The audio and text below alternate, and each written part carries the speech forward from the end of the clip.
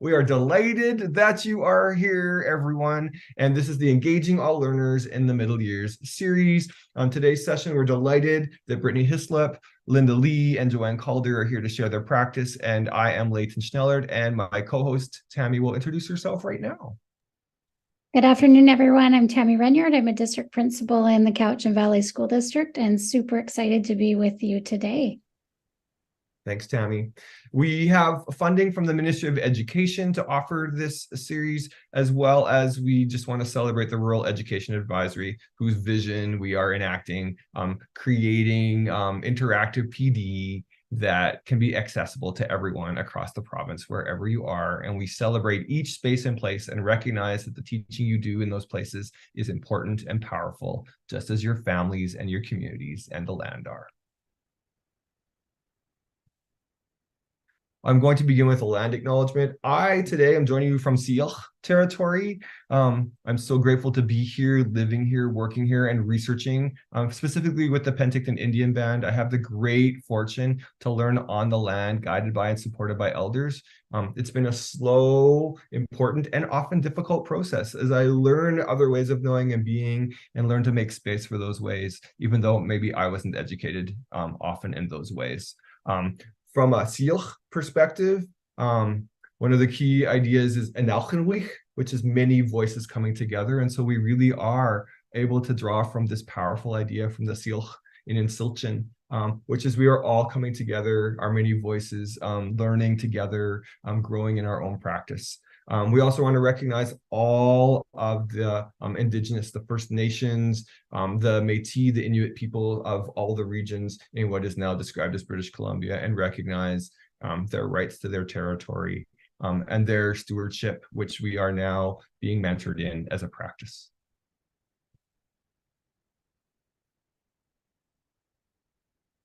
The work that we're sharing today is grounded in middle years philosophy and practice. So you can see on the right-hand side, the American Middle Level Association, they have done a beautiful job of summarizing the research in the middle years. We'll draw on that today. Then on the left-hand side, myself and Richmond colleagues, Lynda Watson and Nicole Wadess, have taken those ideas and BC'd them, everyone, thinking from a Canadian context. The ideas that we've been grounding ourselves throughout the 5 years are these big ideas from middle years philosophy and pedagogy.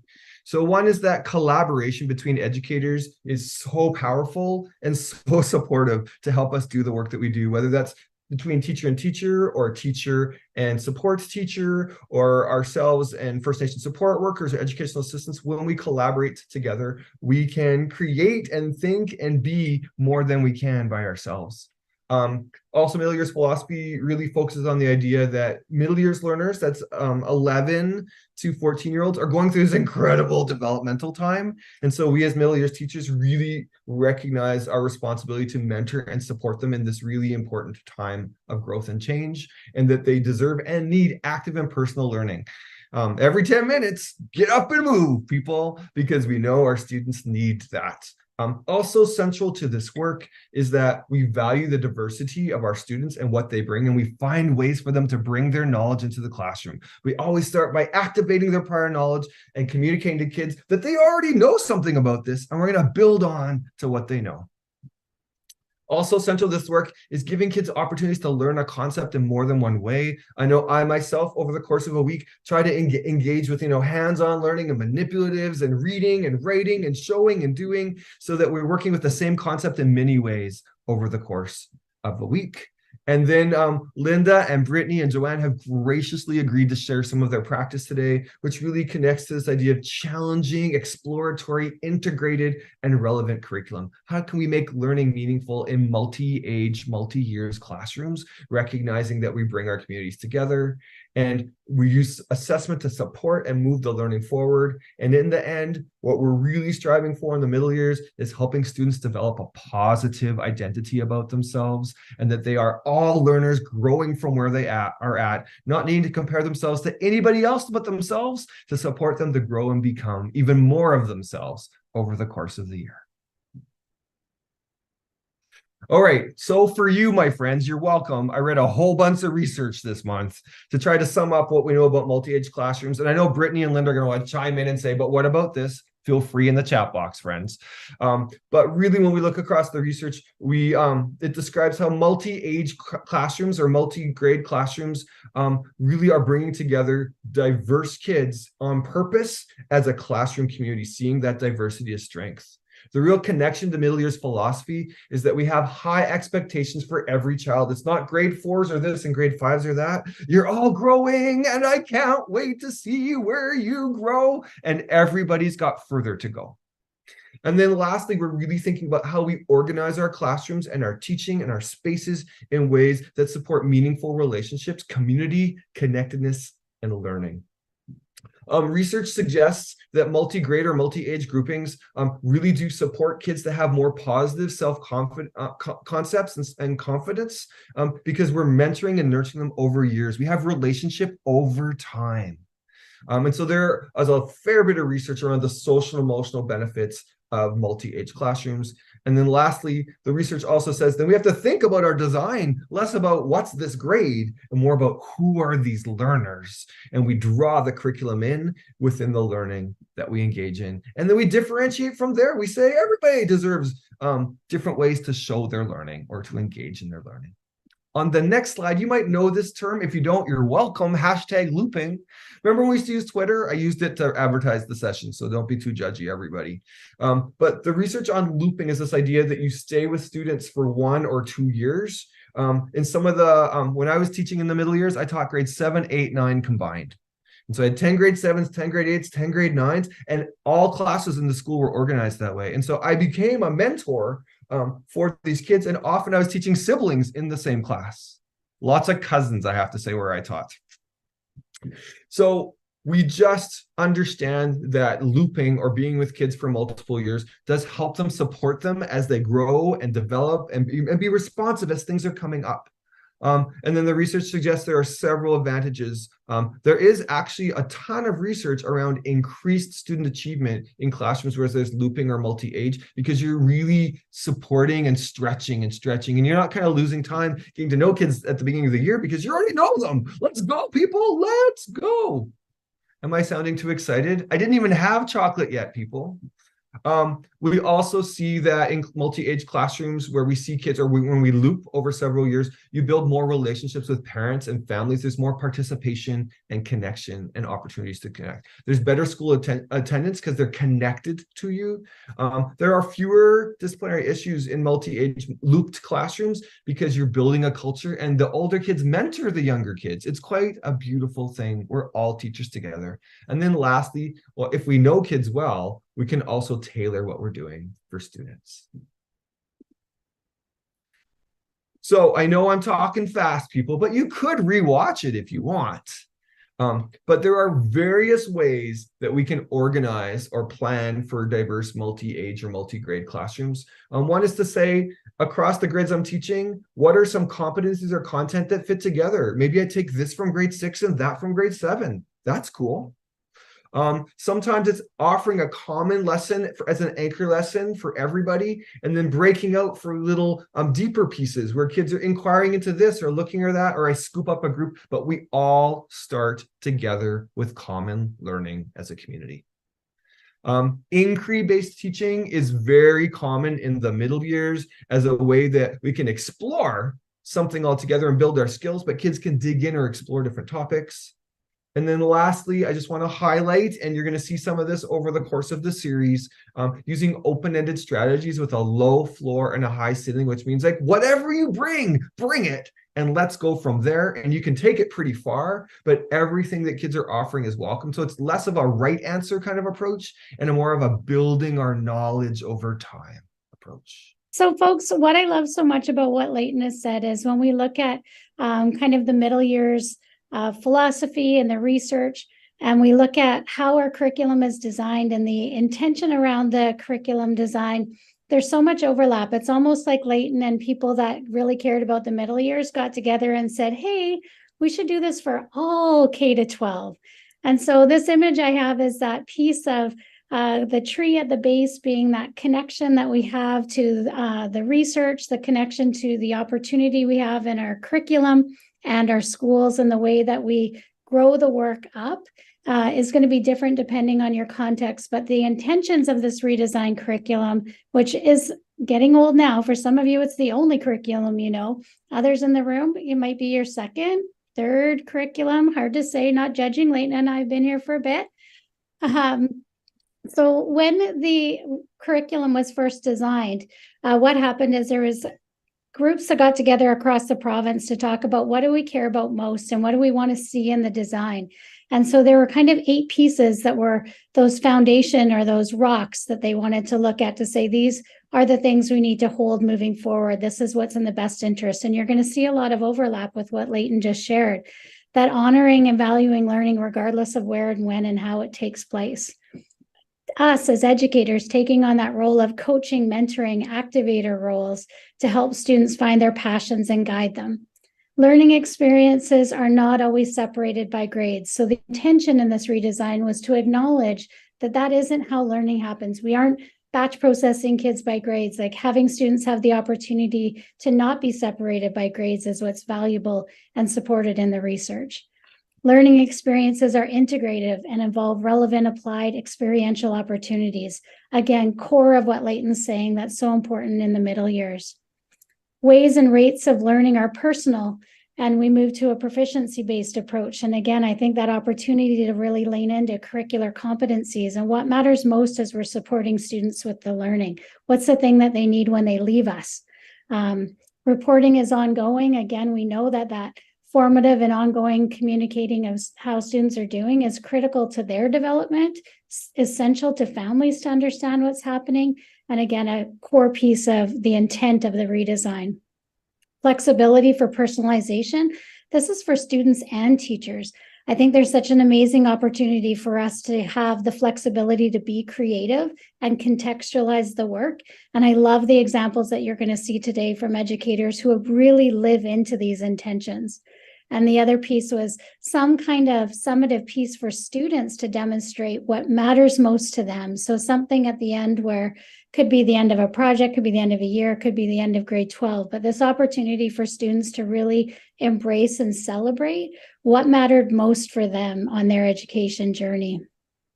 And so just if folks haven't seen this, this was a resource that was created, but sometimes things get created and they get buried, and then sometimes they get picked up and dusted off. And I just offer it as just another tool that folks can look at. The ministry did this probably about 5 years ago, and it was to really look at if folks were feeling like there was still too many curricular competencies or learning standards, this was an opportunity to maybe look at how could I have some overlap or have criteria categories that might make it easier for me when I'm doing my lesson design and also working on assessment. So it is on the ministry website if you Google a framework for classroom assessment. And I just wanted to share just a couple slides from here to show you what that looks like in this work. Because as we look at aligning instructional design and assessment, how do we do that? And so there's some samples in here of just looking at the scope of the criteria going from, one grade to another grade. And it allows you to see that if the curricular competency is connected to, say, questioning, we know that that happens in multiple curricular areas. And here's what it might look like as we consider it over those years. So if we have a grade 5, 6, 7 or a 6, 7, 8 class, we know that across our province, we have all kinds of combinations of classrooms. This is just a way to help us look at what might be another layer of sophistication to support in the planning. So this is a sample from science, and there's also English, math, and socials there. So you can see the criteria category is analysis. And again, the opportunity for us to really lean into curricular competencies and content, but content doesn't have to drive the work. We know that curricular competencies really give us the vehicle to be creative and innovative and support students in really developing those curricular competencies that are cross subject areas when we break down the curriculum. Leyton, anything that you wanted me to add there that I might have missed? Tammy, I just think one of the things we're excited about is just you can really see that the competencies don't change much from grade to grade. So you can really plan and say, this is our target. It's just a little bit of sophistication. So when we really plan in the middle years for competency-based development, that's central to what we know. We want kids to feel more competent and master competencies through our engagement together. And the content's a vehicle for that. And so we really think about whatever the thing we're learning together, it's about building skills as we go. Awesome. Back to you. Oh, let me go. There we go. Back to me. People, friends, you ready for it? Frolics. We've been together looking at some pedagogical approaches over the last 5 years, and we're just going to keep looking at them, there are approaches that are inclusive, competency oriented, and really a great fit for multi-age classrooms, which means I'm winking now, they're great for all classrooms. So approaches like I talked about, open-ended learning sequences, activating prior knowledge. What do you know? Building a competency or skill together, and then showing what you know. Cooperative learning is a well-researched approach in multi-age classrooms, but I do tend to start in partners first, and then build the trios, and then build, because we're building our skills. Reading and writing workshop is a well-known multi-aged approach where kids are reading and writing their own stories or their own books. And so you're not reading the same thing, you're reading something you care about, and that allows you to naturally differentiate. Using text sets like literature circles or information circles. Last year I did numeracy circles, but this idea that we're all in circles doing the same concept or same idea, but with different texts or word problems. Social emotional learnings for everybody. And so really focusing on nurturing those capacities. Tammy talked about formative assessment. Everybody deserves a little bit of feedback. Everybody should get a chance to set a goal. And everybody needs a chance by the end of the week to say, how do I get better at my goal? And what's my goal for next week? The kids don't have to yell it, but I have to say I do sound a lot like a middle years kid. Using models and manipulation, I guess hands-on learning with materials is really a powerful way to say, show me this, show me that. What can you make? I often start my math week out with manipulatives. Play, show me this, show me that. And by the end of the lesson, we're like, so what have we been doing? This is called comparison. But I start with the manipulatives and see what kids are bringing and build from there. Brittani and Lynda and Joanne are all going to connect to this idea of place consciousness, learning from our place, learning in our place, learning about our place. I talked a little bit about inquiry already as a really nice way for kids to grow and not have to all look the same as each other, because you can inquire into your old thing using the same skills. And then just to highlight, but ever so briefly in the minutes I have left, that cross-age learning, where our middle years kids get to coach or teach other kids, has been shown to be one of the most impactful ways, particularly for emerging learners, to have opportunities to feel in control, confidence, and feel success,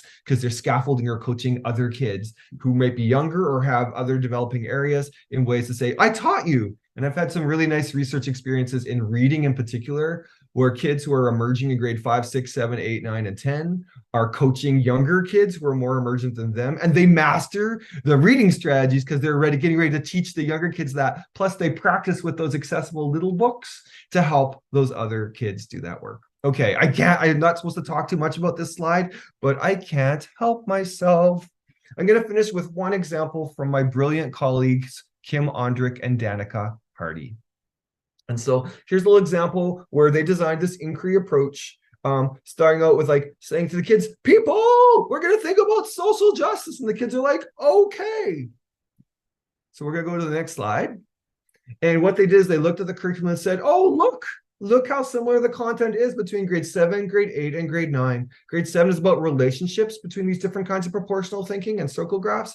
But grade 8 is about percents, less than greater than 1 and 100. Oh, losing fractional decimal percents. And then in grade 9, it's probability and statistics. People, it's the same thing, but using sampling techniques and misleading stats.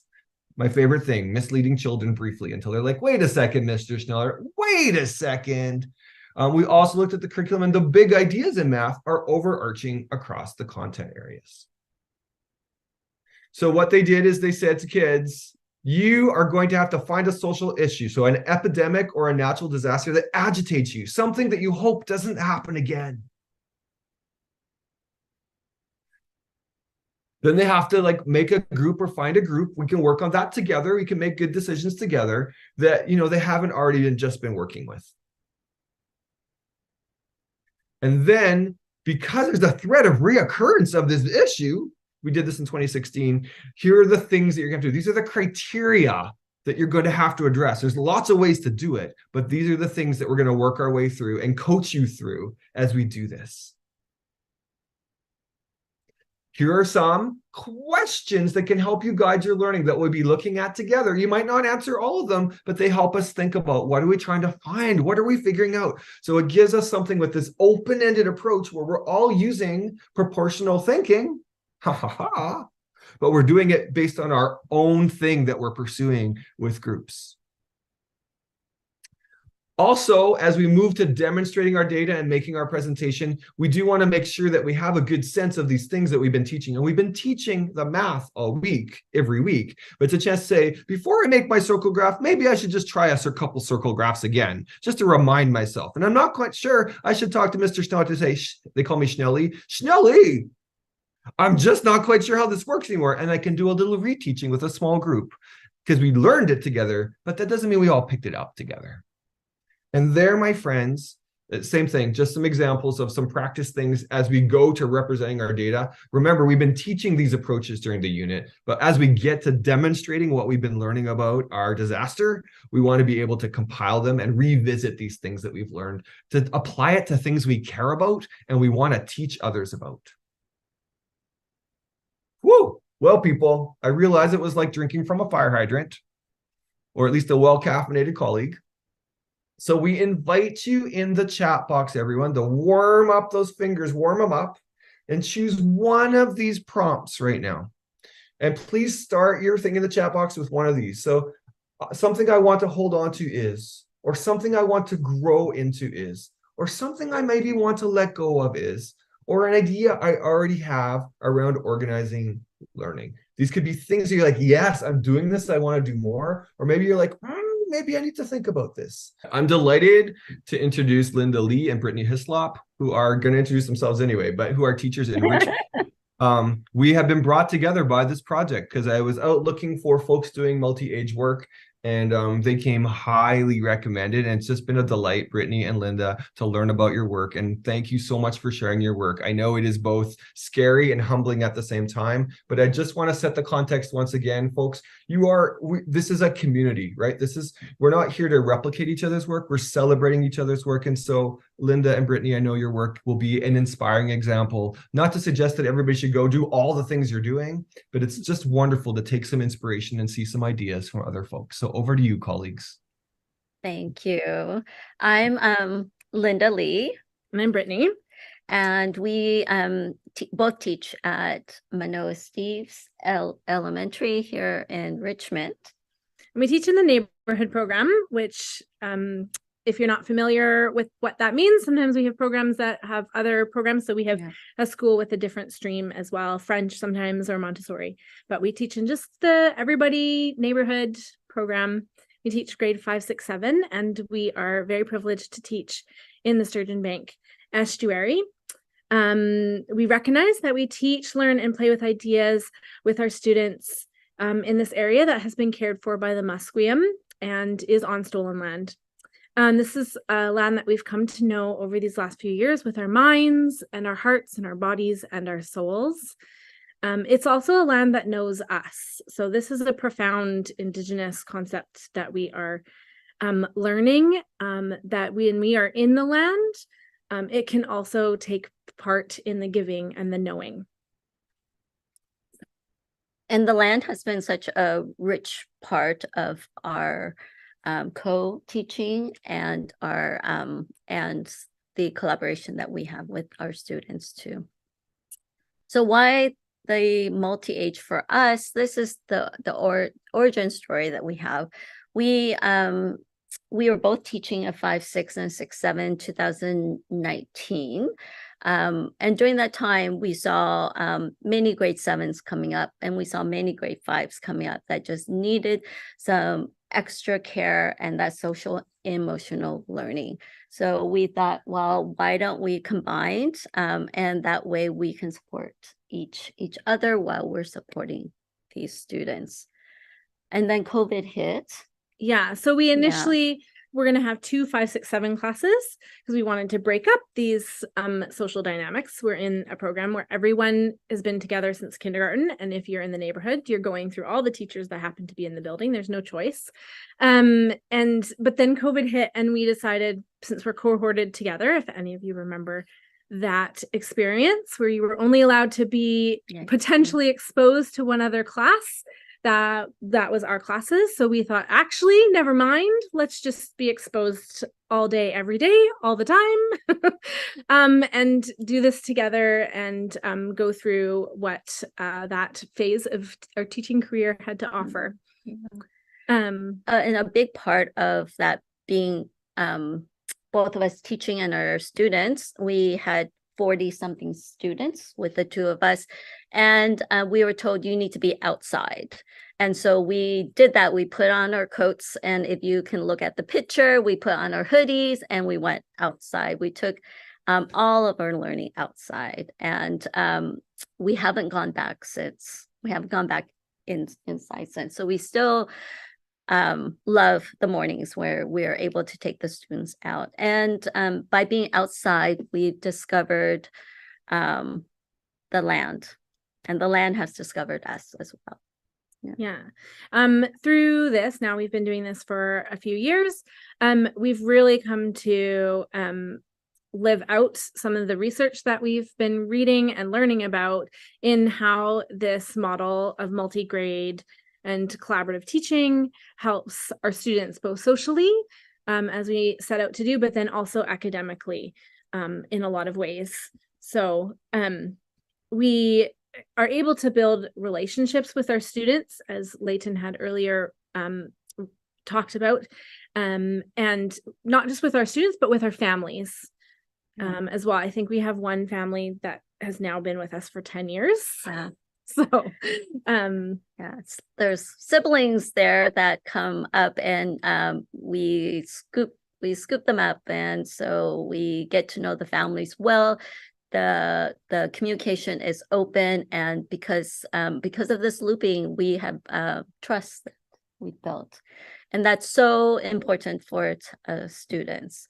Also, the co-teaching has allowed us to be able to scoop up those kids as well, because they just don't have the one teacher, they have two. And if I'm not a good fit, then maybe perhaps Brittani would be a good fit. So the two of us team up, and we embrace our students in that way. It also allows us, I think, we're able to kind of bounce each other's ideas off each other, whether that's planning curriculum and activities, or that's figuring out a puzzle of a student and saying, what's going on? And like, I'm not seeing something, or what are you seeing? And pieces like that. We also, because we're two divisions, have our resource teacher with us a lot of the times as well. So really, it's like three of us. There's two faces here, but any of the work we're presenting really has our third resource support teacher as well. I'd love to share a quick story about one of our students. I'm going to call her A, and came to us in grade 5, and she's now with us through 6 and 7. And she has struggled the last 2 years, making friends, being engaged in any kind of activity. We've had several school meetings, family meetings, counselors. One of those students who just can't figure out what's going on for them. Is there some learning things? Is there social things? What's going on? Some very dark, students who sometimes draw some dark things, and you become worried or things like that. And we've really had to focus on, okay, relationship. Let's just yes, all these other things are happening and we're still going to push them, but we're able to focus then on that relationship piece and you're wanted here. You belong here. You have something to offer. People want you, and just helping her see that about herself.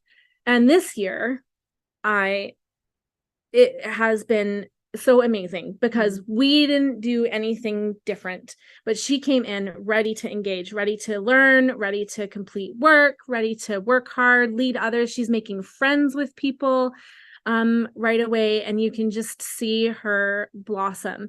So it's been that's one of several different kinds of stories, but where students can, because of that looping in that relationship, I think then when they're ready, it just takes some kids longer, and it takes them time, and it affords them that to do that as well. Yeah.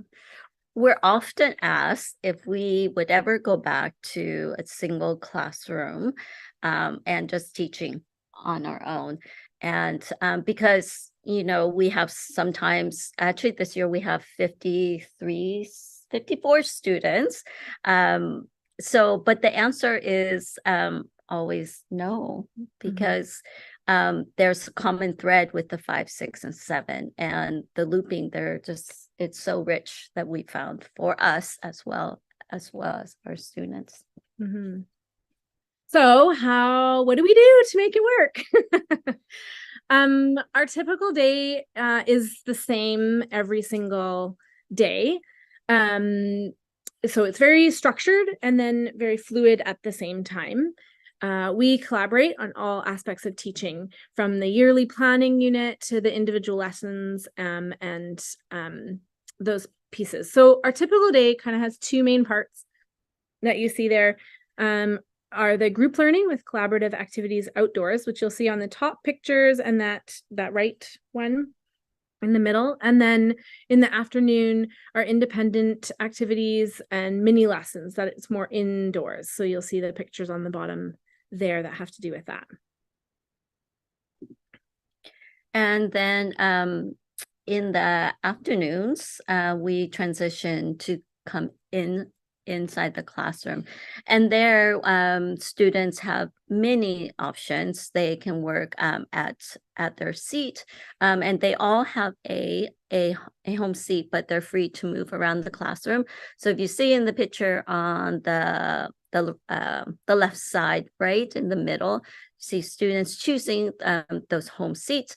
And if you look on the bottom left, there's 2 students that are choosing the carpet, and they're choosing to collaborate in this way. Usually during the afternoons, we have groupings as well, where we'll if during the morning we're scanning and we see a group of students that maybe need the teaching of a lesson, then we'll group those students, and those students will either be grouped and we go to the carpet, we go to another table, or else we pull them outside. And so these groupings are part of our structure, but they're free flowing as well.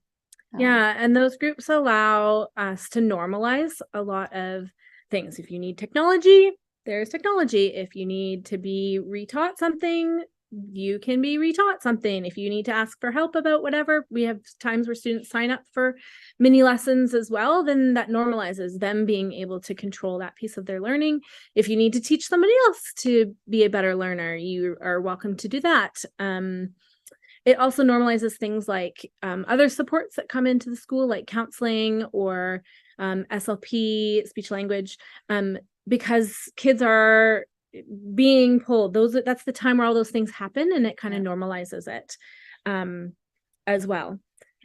Let's back up to the morning. I think we skipped over that a little bit.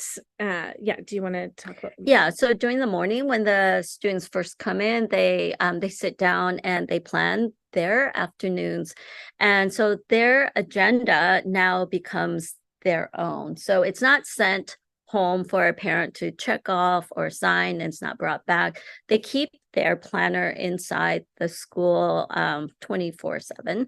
And so they're looking at their assignments and they're prioritizing and planning. So there's that self-regulation piece as well. Then after that, we bundle up, we pack up, and we go outside, and we do our learning, we do our lessons outside until about lunchtime, just when we come back in. So you see 2 spaces that we have there at the top. We have the top right is our learning circle, we call that, with some logs and boulders and trees. That's just on our school property. And then we also do a lot of work in the estuary, which is about a 10-minute walk away. And we've really come to learn the estuary as third teacher for us. The estuary doesn't know the grades. It doesn't know what challenges the students have. And it really, if you're ready to learn, it's really ready to offer teaching and learning. So when we plan our learning, we often choose a thematic metaphor and a question to shape our year. This choice is based on what we observe our students need. Because we're keeping half of our students, or about 2/3, from the previous year. This also goes into what students that are of the middle years generally all are going through and need as well, to kind of orientate our curriculum and our activities and learning. So, for example, coming out of COVID, actually, we decided on a question: how can we explore and discover joy? That was a theme we used. We've also last year worked through the theme of how can we embrace change, and used that metaphor of the seeds as well. Yeah. And this year, the theme or the metaphor that the kids are exploring is water. Water will be flowed into different areas of learning. And then for this year, our question is, how is empathy related to learning? Yeah. So water, the theme for this year, really connects with the cycles in the sciences, with the rock cycle and the weather and the climate change, which are different content areas for the different grades. And then even immigration, right? The water, or the global issues with water, which is another grade, right? So it can meet the 5, 6, and then the water in the past as well.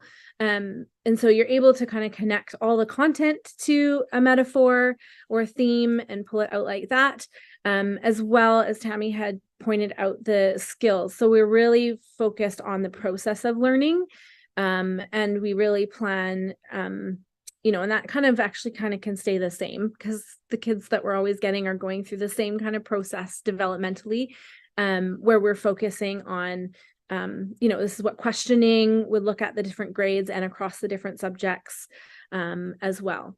So we'll give a couple examples that can hopefully help you put that into a practice of how we come across this. This is an example of learning from last year, and our question was, how can we embrace change? And so this was presented to the whole class, and Brittany and I were thinking about this over the summer and just trying to explore this question and what it could look like. And so the idea of change, and we first have brought that into how does, in terms of science, how does matter change? And so we had gone through that, and then how do elements and compounds and mixtures change? And then the idea of bread came in over COVID. Brittany so kindly gave me some starter, and so I've been babying and cooking with that starter. And so we started to make bread, and then that question of change just blossomed into all of these different areas. So definitely in science, and then in math as well. The students had to be able to read the recipe and use fractions, and Brittany purposefully gave them different fractions to be able to measure. So the students that needed the practice the most. So if the recipe called for a cup of something, we would give them a third of a cup, or we would give them a quarter of the cup. So this bread making was very hands-on, and as we just followed it, we just discovered that it fit into so many curricular themes. And having that common activity that can kind of connect what's going on across the grades really helps with that metaphorical thinking too, that is hard for students to grasp in language arts, and then can be adapted for where students are at, whether they fall into the grade of needing to be able to convert fractions, or maybe they're working ahead, or wherever their floor and their ceiling is at personally. We could kind of adapt those different activities for them as well. And we also we appreciate the process of planning with a question, because it's open-ended, and we can take the question depending on where our students are currently at, and we can take that question and start to plan, thinking about our students in mind. And we have another example from this year about weaving, but I'm looking at the time, and maybe do you want to do this one? Sure. Okay. Here's an example weaving. So one of our question for this year was, how is empathy connected to learning? And we started off the year in thinking and just looking at our students and feeling that ourselves. We wanted to inject some calmness into the class.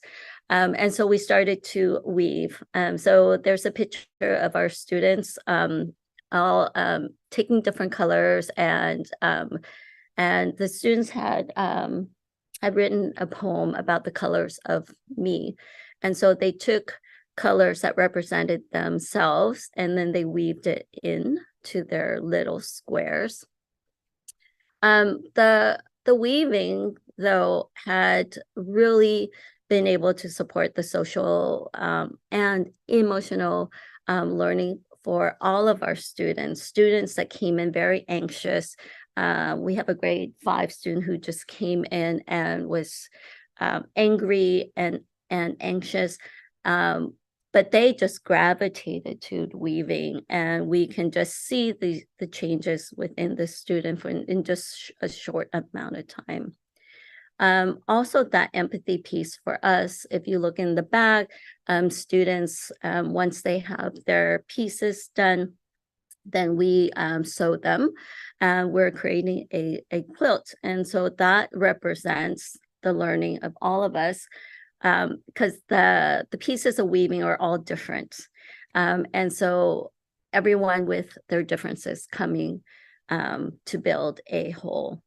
So we will continue to build on this idea of how does empathy play into the learning. Mm-hmm. And if you look at the slide, there are connections across the curriculum. Mm-hmm. We also have a lot of thinking and just daily routines and thinking routines that are incorporated into the class to encourage reflection, critical and creative thinking, and a deeper understanding of concepts. So we really sit with some of these concepts for a very long time, and have a very year-long approach to these concepts as well, so that they can revisit them from a lot of different angles as they're going as well. We always use our mornings for a soft start where students can come in after we greet them. I noticed Leyton doing that as people come in, he's saying hello to everybody in the Zoom. So classic teacher move, just to check in with everyone.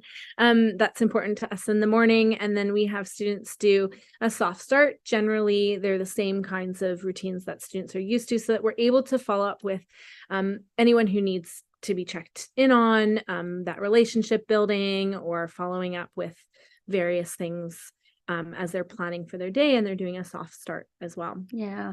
And then some of the thinking structures that we have in place, we do because we're outside quite a bit, we do a walk and talk. So we'll pose a question during a lesson, and to get the kids up, and some at times we'll pair them, or sometimes we just send them off to talk about the question or to answer a question. We do what's called a feedback frame, and this feedback frame is for self-assessment, and typically the students will create this along with us, and then at the end of the day we do a closing circle, and that is the opportunity for us again to connect with the students and to say, I'll see you tomorrow. I think that's some of the little pieces of our learning of this kind of teaching, and hopefully you've gleaned something from that. We've actually really found this really good to reflect on all these pieces. So thank you for the opportunity to share our story. And in the chat box there, what routines we're curious. We're always trying to collect more ideas too. So we're curious what routines have been successful for your students as well. Thanks, Brittani and Lynda, for that beautiful example. While folks are typing in the chat box, I see Kara asked, is there like one favorite routine that you have, like one thinking routine that really works for your kids? And can you just describe it a little bit for us? Maybe see, think, wonder.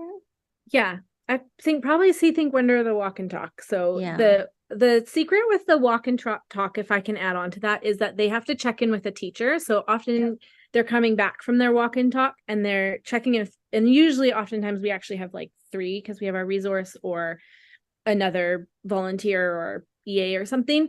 So they're actually having to provide examples back to us. And I love that one. Because you can really see where students' misconceptions are at after a lesson, or what you need to revisit, or what they come up with such wonderful ideas, and it's a way for all the students to have to engage. Yes. The other one would maybe be a see, think, wonder. We use it in everything all the time. Yeah. Were there some barriers that you had to overcome to do this? And then how did you approach that? What advice would you give to folks trying to get this going and what they might encounter? You have to be really flexible.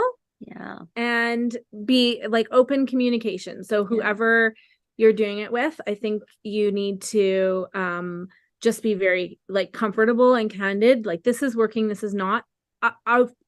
Here's how we overcome barriers. Yeah. We have our own routine. Yeah. So every week we sit down, and I would suggest this if you're doing multi-grade on your own and you have a resource teacher, is every week we sit down and we say what's working well, and we like force ourselves to come up with something, because we all have those weeks where it feels like nothing is working. But to name something or a few things that are working well, and then what's not working well, and like what are small things we can do. I would, whatever kind of barrier, there's lots of barriers and there's lots of ways to overcome them. But I think that is like our weekly routine that really helps. Yeah. And the co-teaching is something that I don't think I ever want to go back to a single classroom, because as much as the students need that support from us, we need that support from each other. And so, And we can sit here after a few years and maybe it looks a little bit different, but it wasn't maybe like this at the beginning either. So thanks, folks. Brittani and Lynda, I am just so thrilled that you were willing to share. I just wanted to start by saying thank you to Lynda and Brittani. I found that so inspirational, motivational, gave me lots of ideas. And I also can't believe how many similarities there are between your situation and my situation, just at school district over, and how COVID was such a catalyst, it sounds like, for both of us to really make some huge changes in our practice. I too started going outside so much more, initially out of fear, and then I realized there's no going back. I love being outside. And like you, I have a teaching BFF who we co-plan everything for our 6-7 groups. So anyway, my name is Joanne Calder.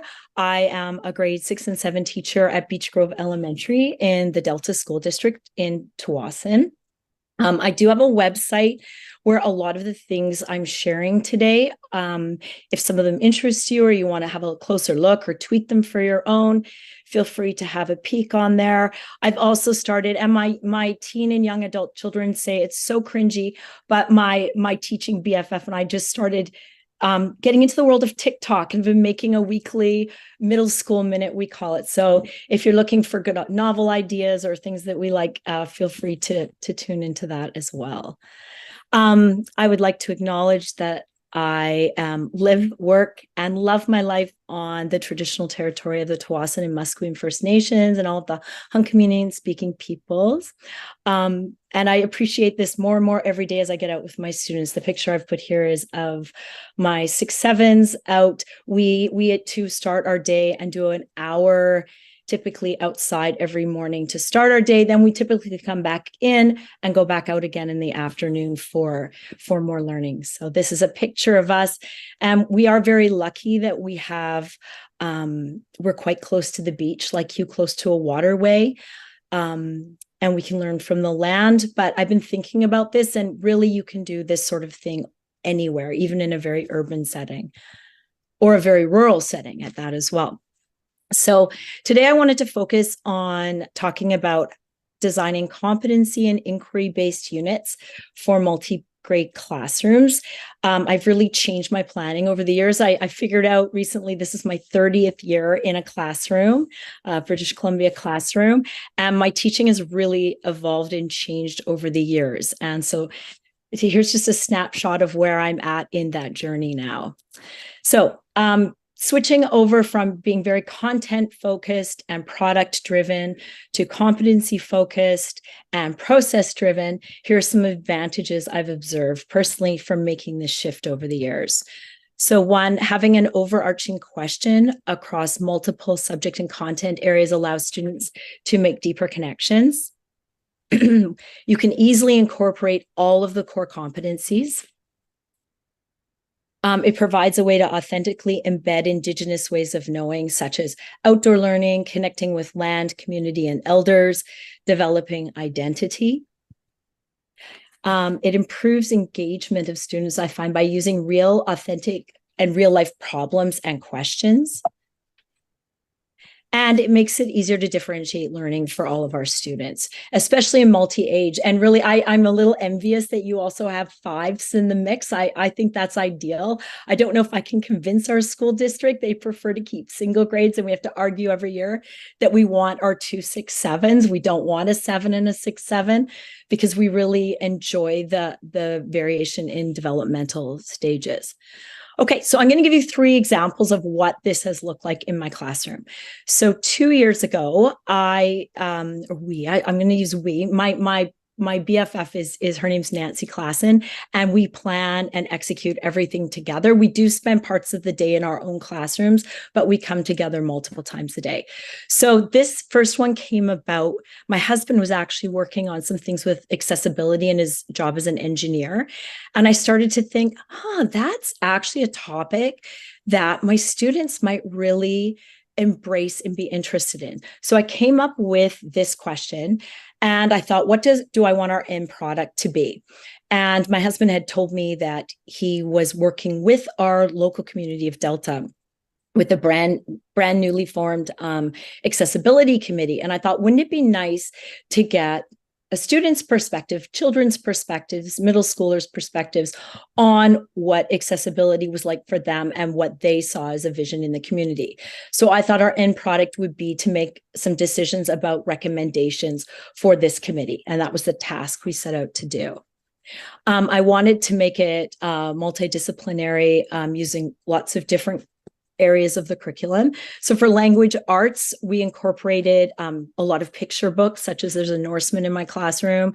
I love to start my year with picture books because it's so accessible for all reading levels. My Left Foot was a great short story we found. And then I did a read aloud of Out of My Mind, which is about a girl with cerebral palsy who has all sorts of accessibility barriers. And we did all of our reading strategies through that. Social studies, we got into the whole justice end of accessibility. We had did a deep dive into the Declaration of Human Rights, Canadian Charter, and UN Sustainable Goals, and looked at where accessibility came into each of those areas. And we did an analysis and share out on that.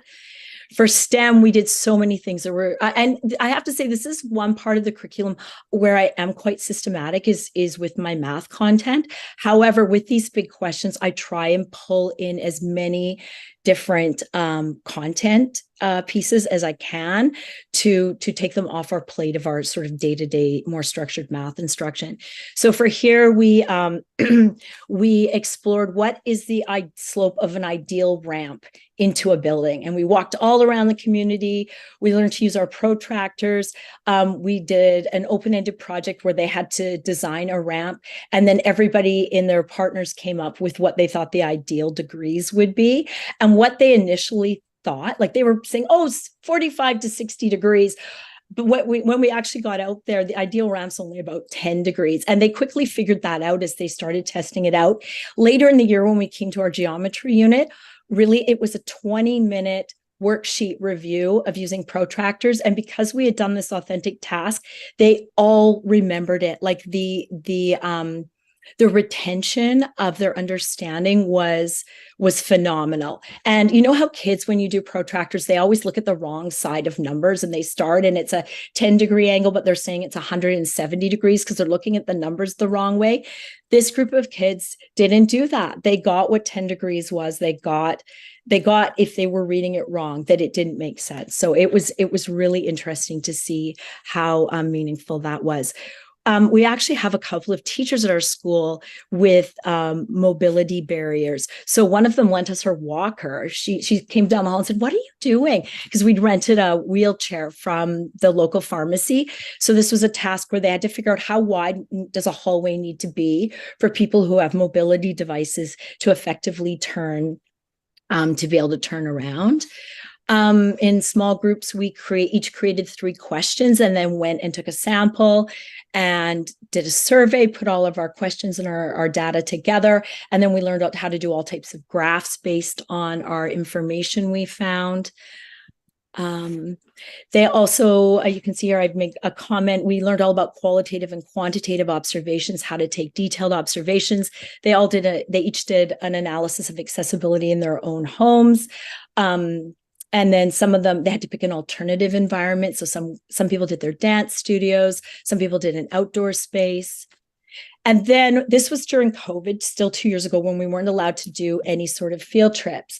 So this was a great way to get around that and to get outside. And we walked absolutely everywhere. So you can see here, this is them pointing. They noticed there was a ramp going down and then it hit a curb. We went and looked at all the public washrooms. This is right by our school. It was the dog part. We measured how the entrance, figured out how easy it would be to get in and out. This is them outside looking at our paths to see what barriers there would be for people outside in our more natural areas. We actually wandered over to our rec center, which had been renovated over COVID, and they invited us to come in small groups, which was interesting because they'd added Braille for a lot of the entries for the rooms. So the kids made observations in there. We went and found public stairs and we measured the rise and the run and tried to estimate what we thought the best ratio for the rise, which is the up and down part of the stair, and the run, which is the flat part of the stair, to make an ideal step and safest step for a stair. We got permission. We had to get special permission from the superintendent to go over to the mall because we needed parent drivers for that. And they went around and analyzed the accessibility. And it was interesting because they came up with an observation. Our Tsawwassen Mills Mall is quite new. And then we'd gone to a mall that was about 20 years old, and then this other one that was about 50 years old. And really they came to the conclusion of how our accessibility standards have really improved with builds over the years. So that was a neat thing they decided on. And so everyone, when we go places, I always have a specific task for them, and I give each student a clipboard. I've found over the years that really increases accountability when we head out of the classroom. This is just something, our brainstorming, things we discovered about all these different places we went and analyzed. Now, this was really neat. So our kindergarten class, one of our kindergarten classes, noticed we were outside a lot doing these things. And they came up to us one day as a group and said, "So we're wondering, what are you doing? We keep seeing you out our windows." So they started their own inquiry. And you can see they've got a wagon here that they are pulling over different surfaces to see. They were learning about bumpy and smooth. And then they went and measured the width of the parking spaces in our parking lot with Unifix cubes and wrote us this letter. So we decided, okay, how would we redesign? We agree with them. How would we redesign our parking lot to fit another accessible parking space?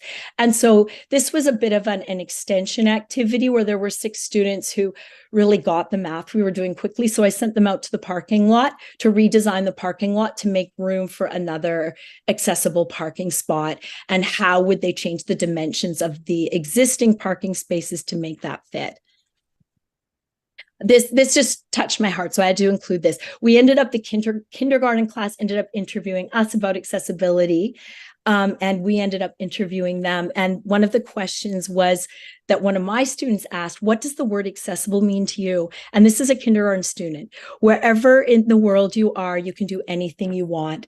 And I just thought that just so captured the essence of what we were, the empathy and understanding we were trying to get out of students. So then we did write a group of recommendations, sent it to the accessibility committee. And we also sent our letter to our local newspaper.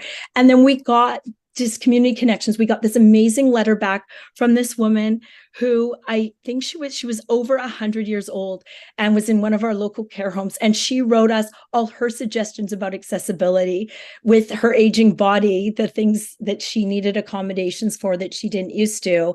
And then all my students wrote back to her. It was, and to how much she said how much she appreciated our inquiry project. So that was really neat. The kids really enjoyed that. And Rick Hansen ended up contacting us. And then we were able to Zoom in a speaker from Rick Hansen. I have to say, for people who live in more remote locations, this was COVID and we couldn't see people face to face. So we Zoomed in a lot of experts and people who we thought would be interesting to talk to about this topic. So it's really, and that's something I've kept with even now. We can go other places. I'm regularly Zooming people in because it's just such an easy and convenient way to access someone else's expertise. And I'm finding people are so generous with their time. If I say, hey, can you pop in virtually to my class for 20 minutes? I know you know a lot about this particular topic and we have some questions for you.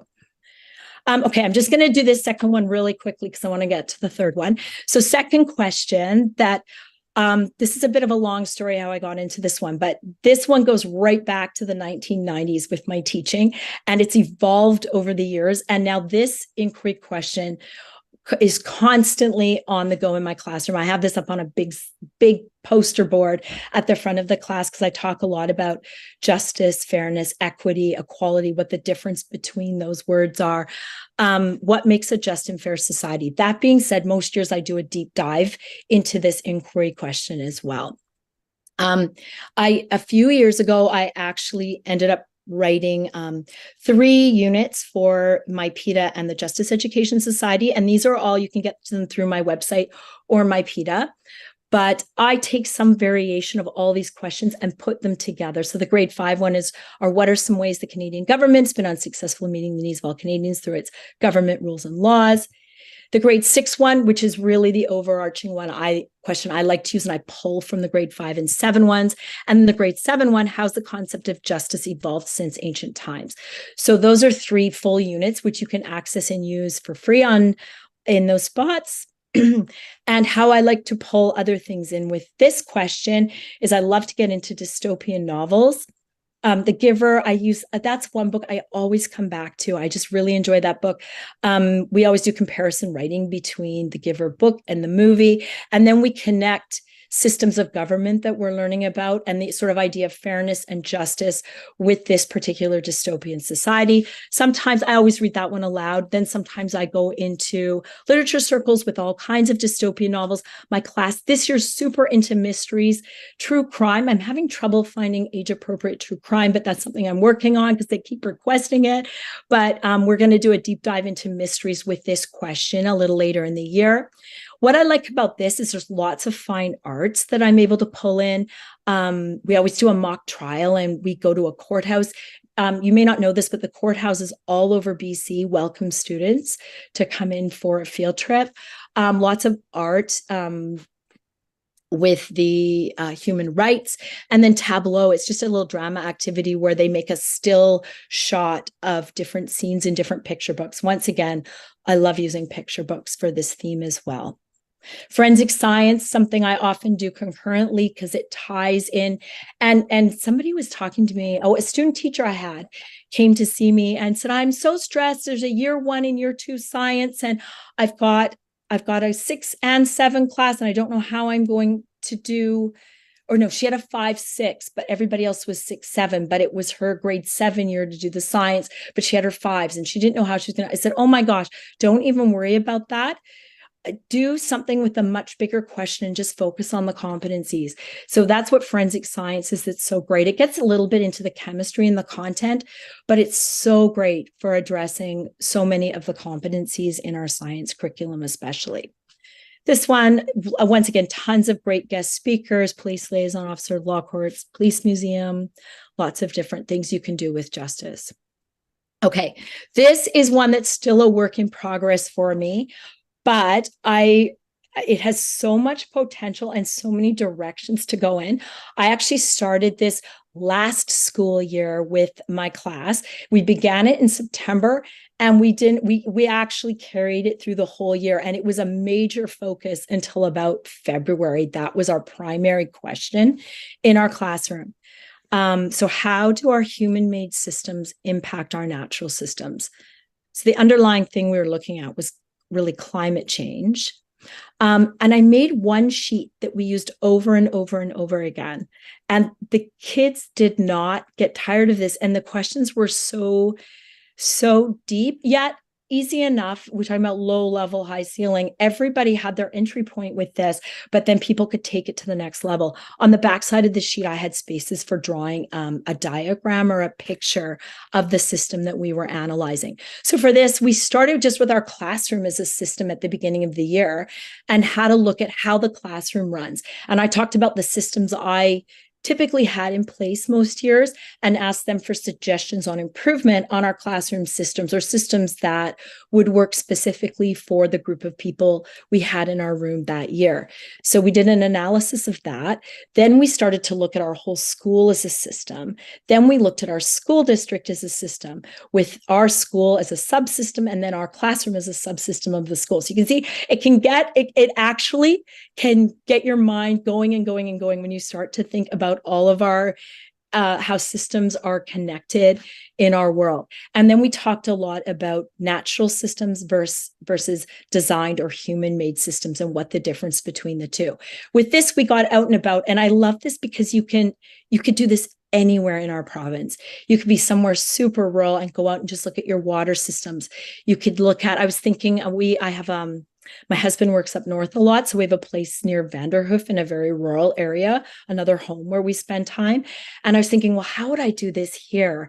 And I think about our septic system and our well and how our septic field, our lake flooded a few years ago, and all the septic from the septic field and septic tanks flooded the lake and impacted. And we then had algae blooms for several years after that. So I thought, oh my gosh, that could be an inquiry, a sub-inquiry on systems in itself. And with all the forest fires, there's a lot of biological matter coming down the creeks feeding into the lake, which is impacting the health of the lake as well. I just did this the other day.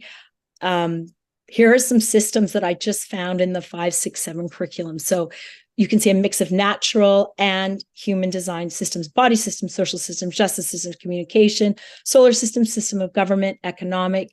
Into math, we started talking about Dewey Decimal System. What is our decimal system? What are some different number systems around the world? What did ancient peoples use as their number systems? So connecting so many ways.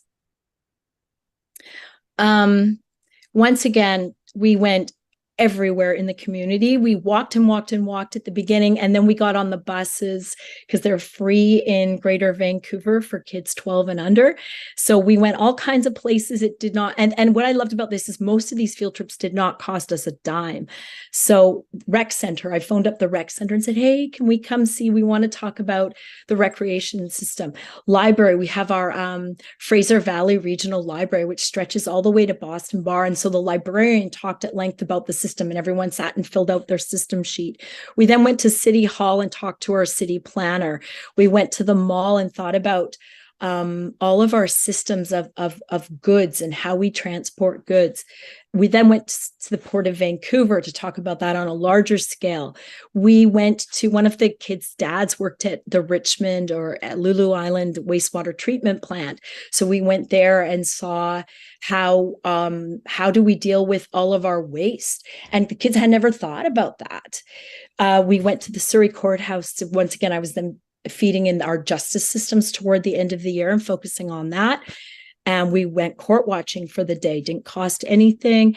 And so many walks, looking at our waterways, analyzing maps in the classroom, and then going out and seeing what the mapping would look like up close, creating our own maps. So you can see how we connected all of that into it as well. And of course, this all connected back to the idea of climate change, which is a major piece of content and a big idea in grade 7 science curriculum. And also personal health. They each chose a different body system as a project. And then we talked about how our personal choices and our human-made systems can impact our personal health. We also did, I would really recommend this unit, Ocean-Wise has a really great plastics in the ocean unit. And so we did a deep dive into plastic because we're so close to the Pacific Ocean. And we did a whole analysis on plastic garbage in our neighborhood and plastic waste on the ground and in our school and on our beaches, and had a look at how the plastic was impacting the ocean, and then how plastic impacts our lives, both in a positive and negative way. So how we really can't do without plastic for medical procedures, surgery, lots of electronic equipment, but then the negative side of that as well. So that was really deep learning. One thing I knew this really stuck with the kids, like you, we do a lot of looping, and our 6s we keep for 7. So a lot of kids we do have for 2 years between our 2 classes. We're reading the book No Fixed Address right now. Some of you may know that one. It's so good. And we were doing an activity where they were endorsing, accepting, or opposing whether one of the main characters, the mother, lied to get her son into late French immersion. And they were saying whether or not they felt that that was an okay thing for her to do. And one of the girls who was in our class last year made a compelling argument as to how our system is set up in a really fair way she thought, to choose who got into that program, and gave details and used so much of the language of that system sheet we did last year. So I was super impressed, because I'm like, wow, this has been a good 6 months since we've really talked about it at length. And she really has developed a deep understanding of how systems work. So I was really pleased when that happened.